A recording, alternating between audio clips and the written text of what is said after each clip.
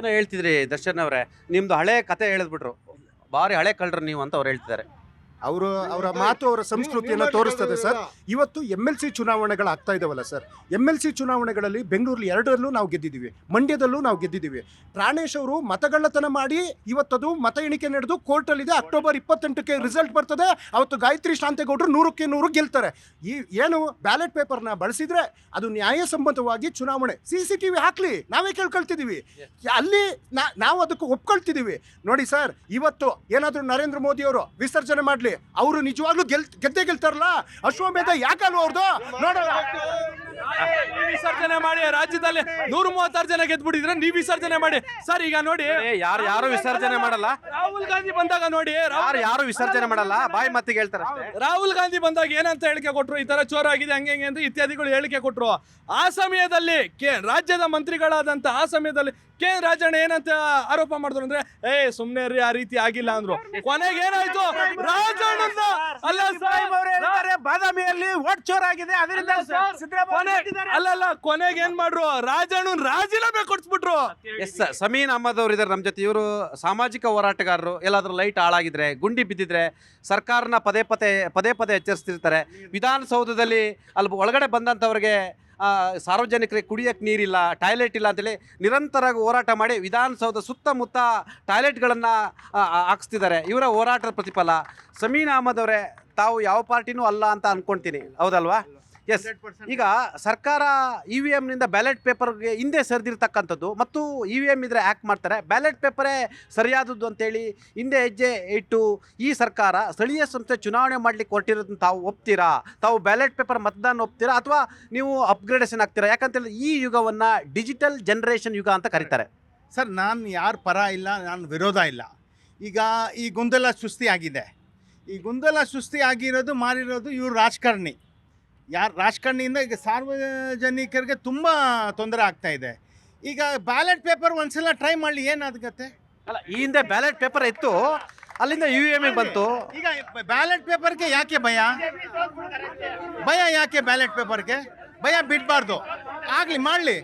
ನೀವು ಒಪ್ಪಿಗೆ ಕೊಡಿ ಸರ್, ಮಾಡಲಿ ಅಂತ. ಏನು ಭಯ?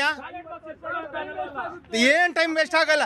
ನೋಡಿ, ನಾವು ಎಷ್ಟು ವರ್ಷದಿಂದ ಓಟ್ ಹಾಕಿ ಬರ್ತಾ ಇದ್ದೀನಿ. ಈಗ ಗೊಂದಲ ಸೃಷ್ಟಿ ಮಾಡಿರೋದು ಯಾರು? ರಾಜಕಾರಣಿ ಕಡೆಯಿಂದ ಆಗಿರೋದು. ಇದು ನಾರ್ಮಲ್, ಒಂದ್ಸಲ ಮಾಡಿ ನೋಡಲಿ, ಏನು ಇದಾಗಿದೆ. ಆಗಲ್ಲ, ಮಾಡಲಿ ಅಂತ ನಾನು. ಯಾಕೆಂದರೆ ನಾನು ಯಾರ ಪರ ವಿರೋಧ ಅಲ್ಲ ಸರ್.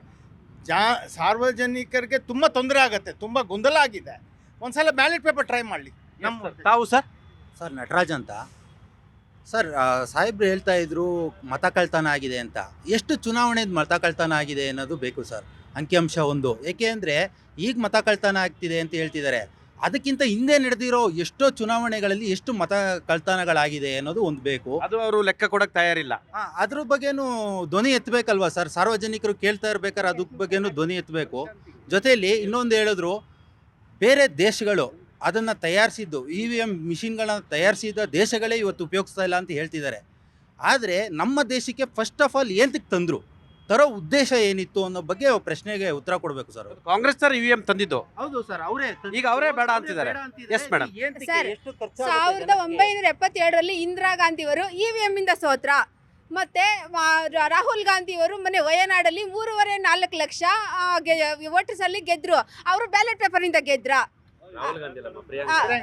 ಪ್ರಿಯಾಂಕಾ ಗಾಂಧಿ, ಹೌದು, ಪ್ರಿಯಾಂಕಾ ಗಾಂಧಿ ಅವರು ಅಷ್ಟು 3.5 ಇದು ಅದು ಏನು ಬ್ಯಾಲೆಟ್ ಪೇಪರ್ ಇಂದ ಗೆದ್ರ. ಅಲ್ಲೇ ತಾನೇ ನಿಮ್ಗೇನಾದ್ರೂ ಇಲ್ಲ ಚೇಂಜಸ್ ಮಾಡಲೇಬೇಕು ಅಂತಂದ್ರೆ ಡೇಂಜರ್ ಸೌಂಡ್ ಇಡಕ್ಕೆ ಹೇಳಿ.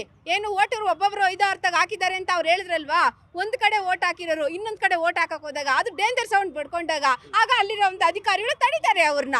ಆ ರೀತಿ ಒಂದು ಚಿಂತನೆಗಳನ್ನು ಮಾಡಬಿಟ್ಟು ಇಂದ ಪೂರ್ವ ಕಾಲಕ್ಕೆ ಹೋಗೋದು ಇದು ಯಾವ ಥರದ ನ್ಯಾಯ? ನಾವೊಂದ್ಸತಿ ಕನ್ವಸ್ಗೆ ಹೋಗಿದ್ದಾಗ ಏನು ಶಾಲು ಇಲ್ದಿರಾ ಮುದುಕರನ್ನ ಕೇಳಿದ್ರೆ ಇಂದಿರಾ ಗಾಂಧಿ ನೋಗೊಳ್ತಾರೆ, ರೈತರನ್ನ ಕೇಳಿದ್ರೆ ದೇವೇಗೌಡರು ನೋಗೊಳ್ತಾರೆ, ಯೂತ್ನ ಕೇಳಿದ್ರೆ ಮೋದಿ ನೋಗೊಳ್ತಾರೆ. ಎಂತ ಕಾಂಗ್ರೆಸ್ ಆಗಿರೋರು ಕೂಡ ದೇಶ ಮೋದಿಗಾಗಿ ನಾವು ಮೋದಿನೇ ನಾವು ಬಯಸೋದು ಅಂತ ಹೇಳ್ತಾರೆ.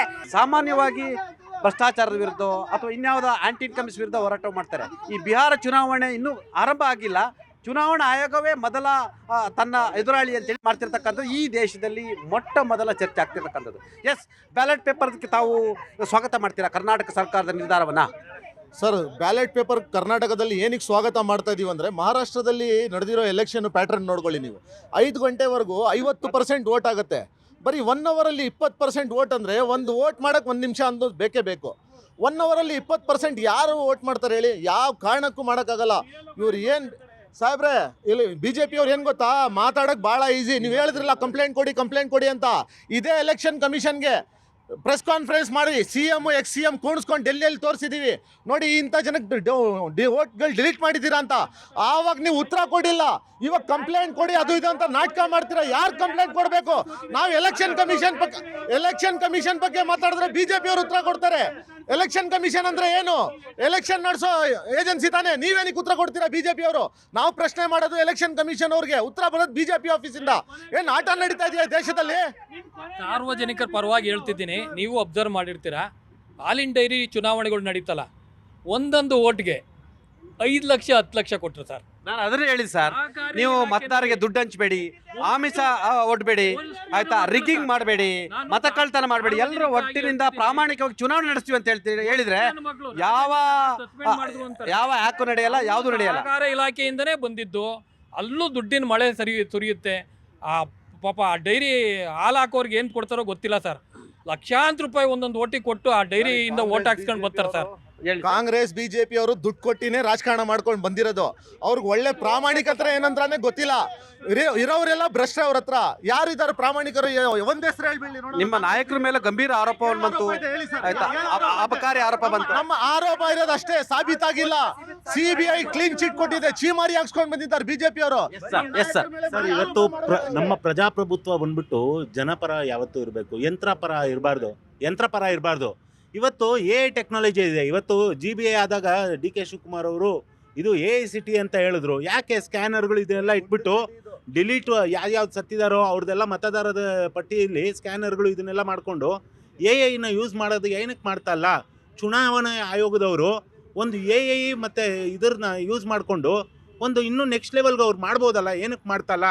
ಯಾಕಂದರೆ ಇವ್ರುಗಳು ರಾಜಕಾರಣಿಗಳು ಎಲ್ಲಿ ಸೋಲಿನ ಭೀತಿಯಿಂದ ಇವರೇ ಅವ್ರನ್ನ ಮಾಡಬೇಡಿ ಅಂತ ಇವರೇ ಅವ್ರಿಗೆ ಒಂದು ಇದು ಕೊಡ್ತಾ ಇದಾರ ಅಂತ ಗೊತ್ತಿಲ್ಲ ಸರ್. ಸರ್, ನಾನು ಜನಗಳಲ್ಲಿ ಒಂದು ಕೇಳೋಕೆ ಇಷ್ಟಪಡ್ತೀನಿ, ದುಡ್ಡು ಕೊಟ್ಟು ಯಾಕೆ ವೋಟ್ ಹಾಕ್ತೀರಾ? ದೊಡ್ಡ ದೊಡ್ಡ ರಾಜಕೀಯ ವ್ಯಕ್ತಿಗಳು ದುಡ್ಡು ಯಾಕೆ ಚೆಲ್ತೀರಾ? ಮೈನ್ ದುಡ್ಡಿಂದಾನೇ ಇದೆಲ್ಲ ಲಂಚಾವತಾರ ನಡೀತಾ ಇರೋದು. ದುಡ್ಡು ಹಾಕಿ ಕೊಡ್ತೀರಾ, ವೋಟ್ ಹಾಕ್ತಾರೆ. ಇವತ್ತು 1,000 2,000 ಕೊಡ್ತಾರೆ, ನಾಳೆ ಕೋಟ್ಯಾಂತರ ರೂಪಾಯಿ ಹೊಡ್ಕೊಂಡು ಹೋಗ್ತಾ ಇರ್ತಾರೆ. ದೇಶದ ಪರಿಸ್ಥಿತಿ ಏನಾಗಿದೆ ಗೊತ್ತಾ? ನಿರ್ಭೀತ, ನಿಷ್ಪಕ್ಷಪಾತ, ವಿಶ್ವಾಸಾರ್ಹ ಸುದ್ದಿಗಳಿಗೆ ಮತ್ತೊಂದು ಹೆಸರಾಗಿರುವ ನ್ಯೂಸ್ 18 ಕನ್ನಡ ಈಗ ಆಪ್ನಲ್ಲೂ ಲಭ್ಯವಿದೆ. ದಯವಿಟ್ಟು ಇಲ್ಲಿರುವ QR ಕೋಡ್ ಅನ್ನು ಸ್ಕ್ಯಾನ್ ಮಾಡಿಕೊಂಡು ಆಪ್ ಡೌನ್ಲೋಡ್ ಮಾಡೋದಕ್ಕೆ ಮರಿಬೇಡಿ. ನಿಮ್ಮ ಬೆಂಬಲ ಹೀಗೆ ಸದಾ ನಮ್ಮೊಂದಿಗಿರಲಿ. ಧನ್ಯವಾದ.